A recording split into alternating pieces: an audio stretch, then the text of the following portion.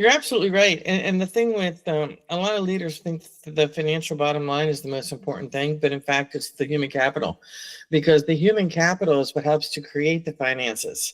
And when you invest in your human capital, you help your people understand what change is all about. You help your people understand themselves. You help your leaders recognize who they are as leaders, work with them, talk with them, have conversations to get them understand well, the big word is listening, and teach them how to become coherent.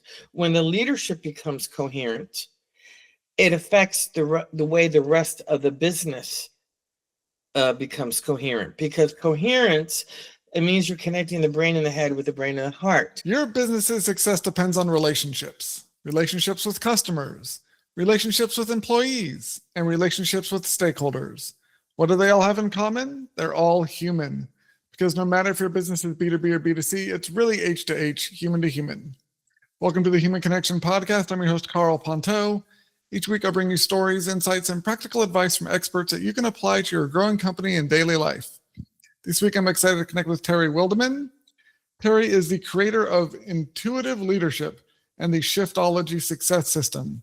She is a leadership mentor, speaker, and author who helps high-achieving entrepreneurs and professionals reduce stress, trust their intuition, and lead with clarity and confidence.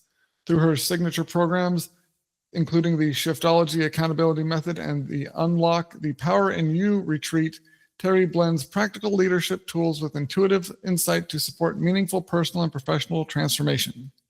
Congrats on supporting meaningful personal and professional transformation, and welcome to the Human Connection Podcast. It's my pleasure to be here, Karl. Thank you so much. Yeah, I'm really excited to have you talk with me today about this topic of like intuitive leadership, because I think one of the challenges I think a lot of leaders are facing these days is the last 2 decades or so have been so focused on data-driven X, Y, and Z, and that they've been so reliant on the data to make all the decisions. When things are disruptive, like now, and a lot of the data is either too old or just not accurate anymore, and they don't really have that intuitive muscle to lean on, and so they're struggling to make decisions in an uncertain or a non-data driven way. And so I can imagine your programs help leaders to unatrophy those muscles and be more confident in their own decision-making abilities, and something besides what the data is always saying. I think so. I'd love to hear more about your approach to that and the results of your work that you've seen with your clients. Okay, thank you for asking. Well, first of all, I truly believe that the era that we're in right now is just different. There's always been disruption, always been disruption for decades and decades and centuries. And the people who rise to the top tend to be very intuitive, and they're the ones who get cast out. They're the ones that people don't listen to because of a fear of what it is that they're saying. Okay, it's different than what people think it should be versus the reality of it. So what I love to do is work with leaders who are already successful, but they know that something is missing.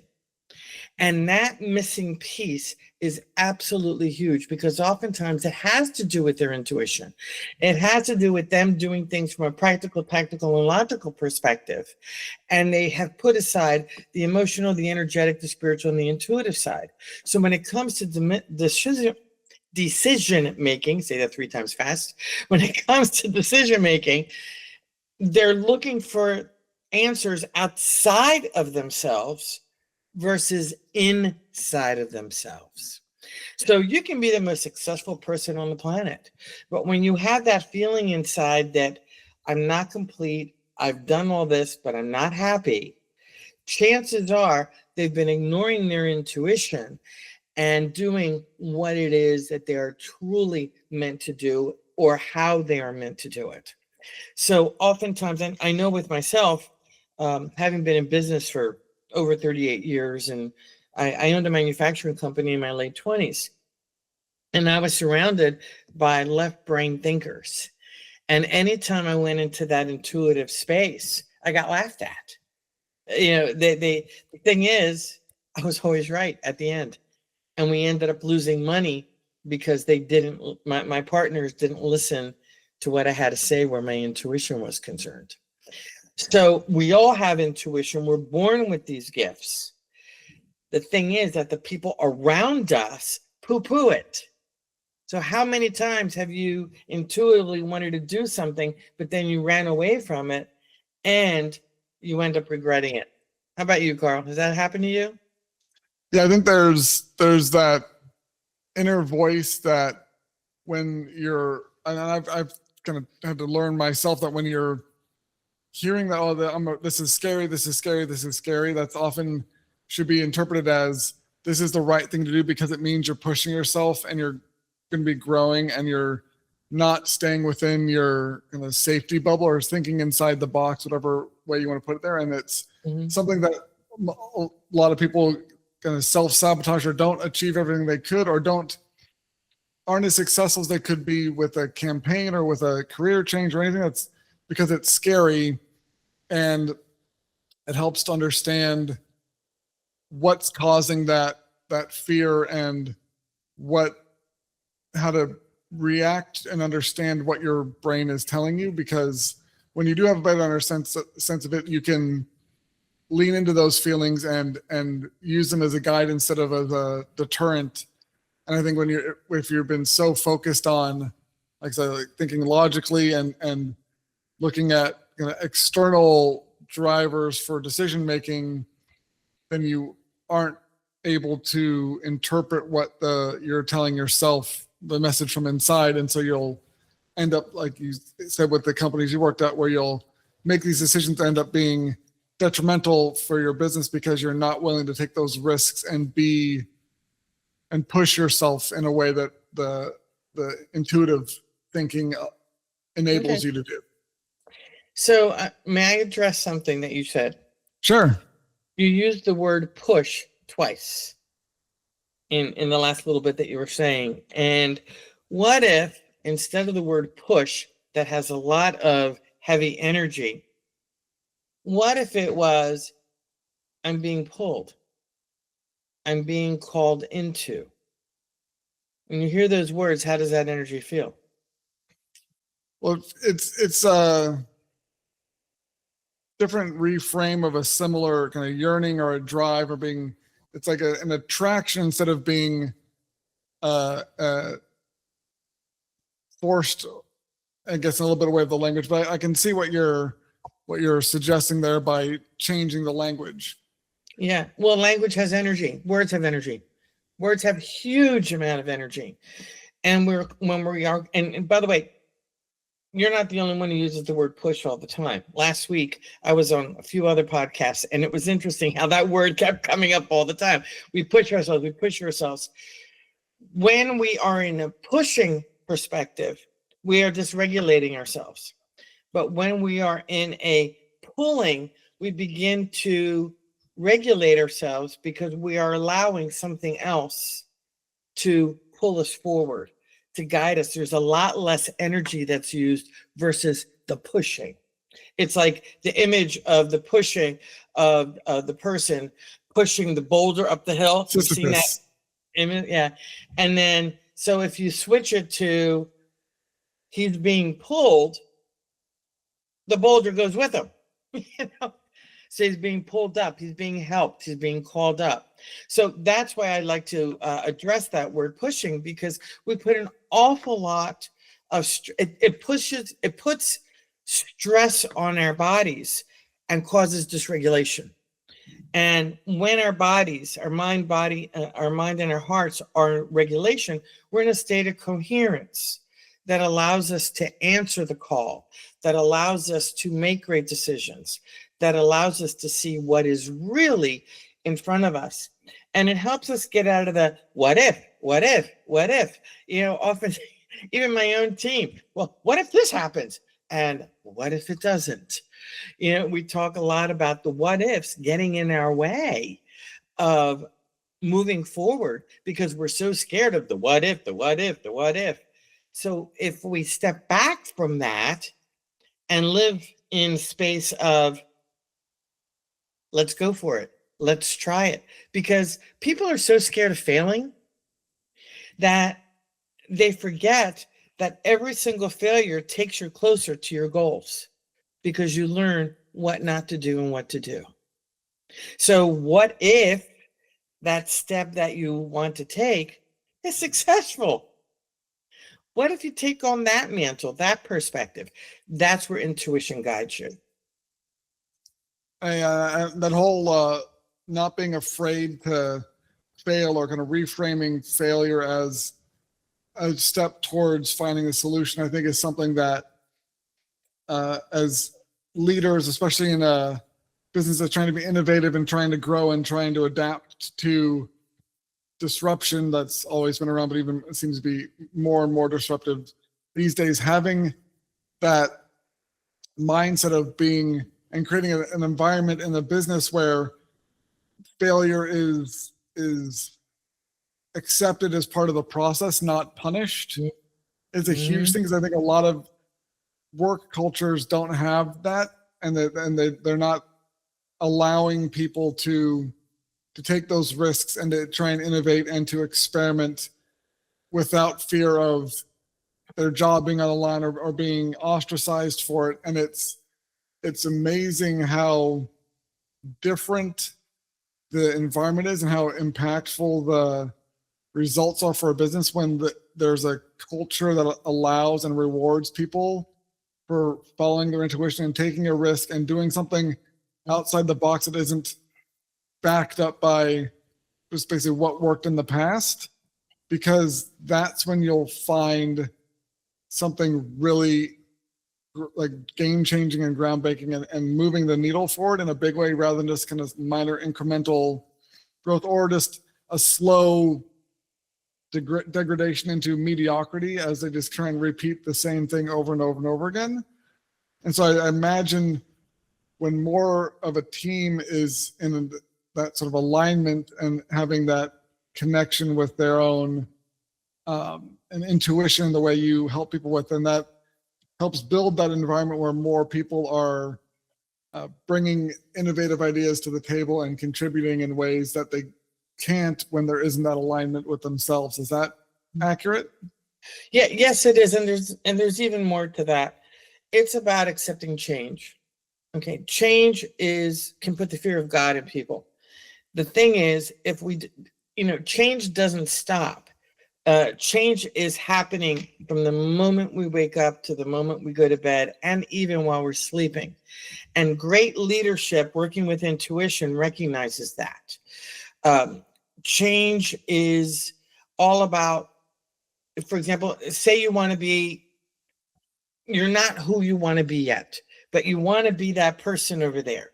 It's about embodying who you really want to be and shifting habits out of what you were doing before to the habits that are going to help to build that person and make that person, and letting go of the past and those old habits. That's intuition. When we are afraid of change and we're in that box, we're in the box, that box is safety, it's comfort. And that box is doing the same thing over and over again and expecting a difference. And when you're in that box, you're following the same rules, you're following the same thoughts, you're thinking the same things over and over and over again. And what you think is what manifests. So if we can step out of the box to become different, to do different acts, to think differently, we begin to break old habits, and we bring to ourselves more of what we want instead of what we don't want, because you cannot create the person you want to be doing the old stuff. It doesn't work. Yeah, and I think it's kind of, when you're thinking about like New Year's and people think of new resolutions and changes they want to make, I think one of the biggest reasons why they fail is because they try to make big goals without changing the small daily habits of their routines. And so the willpower they try to apply to make these big changes is inherently finite, whereas if they instead focused on building, like changing their daily habits, their routines, these little things that take no effort to do because your brain's just wired to do them as part of the habit, then those are what lead to the larger changes in oneself, whether it's personal, professional, or both. Mhm. And so when you're thinking about, even on the larger organizational side of things, if you just want to make it change the way a company's performing, you can't just slap a new set of values in the break room, like bulletin board, and expect it to work. You have to like rework all the process. And there's so much more of the interior and internal habits that the organization has that need to change. And so it's the thought process that enables an organization to change has to start with the leaders changing the way they think about how they're showing up, and that sense of intuition for being able to get outside the box of they were operating in before. You're absolutely right. And the thing with a lot of leaders think the financial bottom line is the most important thing, but in fact, it's the human capital, because the human capital is what helps to create the finances.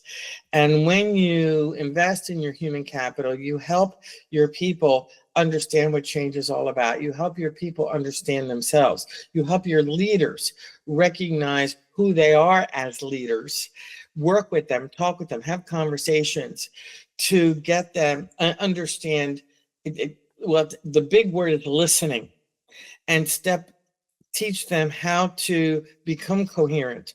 When the leadership becomes coherent, it affects the way the rest of the business becomes coherent, because coherence, it means you're connecting the brain and the head with the brain and the heart. And yes, there is a brain and the heart, and the brain and the heart sends more messages to the brain and the head than the brain and the heart does to the heart. The heart is incredibly powerful. It can be measured 6 to 10 feet away from the body in a 360-degree circumference, and the energy of the brain is only 2 inches in a 360-degree circumference. So when you think about coherence and you connect with the heart, every leader that is coherent tends to be able to listen to their intuition better, and that heart energy expands to everybody. And imagine a boardroom where every person is coherent. That heart energy is connected to one another, and it's very similar to what Napoleon Hill said: when all these people come together, a third mind is created. So when these people are coherent and they're in a very intuitive space, energy starts to come and answers start to come and decisions become easier, and people are allowed to use their skill sets in different ways to augment the relationships that they have with one another, but also build the business and grow the business in a specific job that they're in. So that is huge, absolutely huge, except it starts from the top down, not the bottom up. Yeah, so if it's a leader who's listening and wants to start to apply this to their team, what's kind of the first steps they should be considering to get on this process for themselves and their business? There's one big word, and that's trust. They have to trust themselves first. And they have to trust themselves in being able to learn how to reduce their stress levels, learning how to become coherent, taking deep breaths, shifting into their heart energy. And I have there's different programs that we have. One of them is called Activate Your Inner CEO. And we have tools and techniques that help leaders, entrepreneurs, change makers to work with their inner guidance system to make better decisions. So when you start to do that, you're taking care of yourself. It's your own personal stress management to get in a very regulated state on an hourly basis, because things can dysregulate you like that. Things can get you out of sync very, very quickly. So every hour on the hour, I teach a very simple tool that helps you. When you use this tool, it helps you get reconnected with yourself so that you can step out of dysregulation into regulation. Yeah, I think that it is tying into a larger theme with people that I've talked to on the show about how a lot of leaders struggle to lead their companies and their teams because they're not as connected with themselves and so they struggle to connect with other people. And so I think it's having the habits on a daily basis, and those small micro actions that help people reconnect with themselves and to center themselves and just take a deep breath with how fast paced the world is moving, our brains are still wired for a pace that hasn't really changed over the last 100,000 years. And so we can't really go any faster. And it actually, one of the kind of paradoxically, the way to achieve the faster rates of growth and more success for people in a business is to actually make sure on the daily basis you're slowing down and you're more focused and you're more in connection with yourself and your own emotions. And then in result of that, then you're able to connect with other people better. And like I said, with the humans on your team. And that daily process of slowing down and being connected actually allows you to speed up your growth and the results you get, because you're no longer operating disconnected from yourself and other people. Right. And no, you're absolutely right. And the thing is, when they do that, you put yourself in a space where you pause. People think that the go, have to, need to way of life is the way to go. It's not. It's about creating what I call, I'm going to start first by saying, they're striving for work-life balance. Work-life balance, striving for work-life balance actually creates more stress. It creates more stress. Why? Because if this is the balance, okay, this is the balance, and the two scales, and the balance is balanced, what do you see? Flat line. Yeah. You got to balance over time, not like always at the same level. Yeah. Well, there's no movement, is there? Yeah. There's no movement. Is that the reality of life? Nope. Nope. So instead of work-life balance, it's about work-life harmony. Yeah. And the pause helps you shift into work-life harmony, because when you shift into that space, you become fully present in the moment with what you're doing, what you're saying, what you're seeing, and life becomes very clear. So work-life harmony, work-life balance is a myth. That's one of the classes that I deliver. Work-life balance is a myth. Work-life harmony is the goal, because when you are in work-life harmony, it's not that any one thing is more important than the other. It's that you are completely present in each section of your life, whether it's finances, education, relationships, family, career, on and on. When you are fully present and you take the pause and you breathe and you're coherent as you're doing what you're doing, you're creating harmony throughout your life in all the different areas. So the pause is huge on that. Taking a deep breath, shifting into your heart coherence is huge. All of that gets you to a place of work-life harmony that really is very rewarding. Awesome. Well, thank you so much for connecting with me today, Terry. If you enjoyed this episode of the Human Connection Podcast, please like, leave a comment, and subscribe. If you want to connect with myself or Terry, check out the links in the show notes. And remember, no matter if your business is B2B or B2C, it's really H to H, human to human. Happy connecting.